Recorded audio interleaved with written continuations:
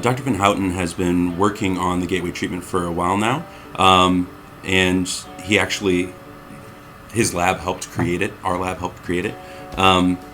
Initially, they looked at using this R16 sign, the one that's behind us, and the one you've maybe seen in the street before, just as a single placement on the center line. But then they started asking sort of what happens if we put all of these signs across the road, so that each vehicle has to pass between two signs. And that's really what the gateway is. Basically, it's putting one of these R16 signs on each edge of the road, and then putting one on each lane line so that every vehicle has to pass right between two of them. Yeah, and it gets them to stop and look. Yeah. And slow down. They don't stop, but they slow down and look. And They do. slowing down is just as important. Why are we seeing more crashes with pedestrians? It's a very good question to ask. Why we're seeing more. One is that we have more exposure, perhaps, and it's hard to get good data on this. It's easy to capture data on cars, but sometimes I think more people are walking. We're encouraging walking for health, and reducing the exposure to having cars on the road and use of gasoline.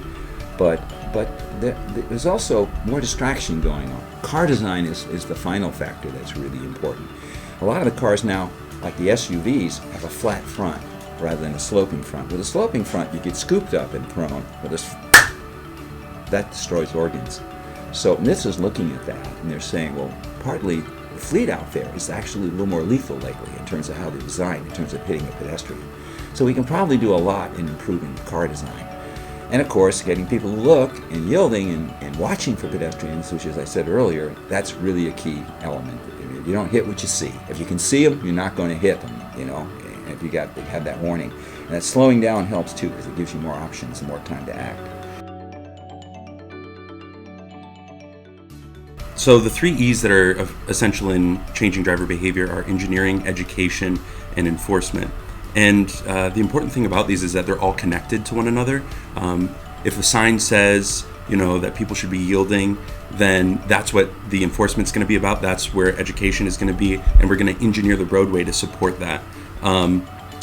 If you have engineering supporting a particular thing and education supporting a different thing, and they're not all working together, you're getting different messages, different emphasis on different things, then you're not going to get sort of the most bang for your buck, as it were.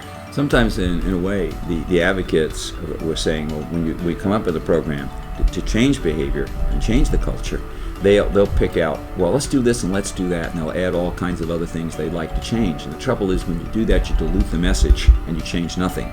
So it's better to focus. It's hard to move behavior, so focus on one thing at a time and do it well.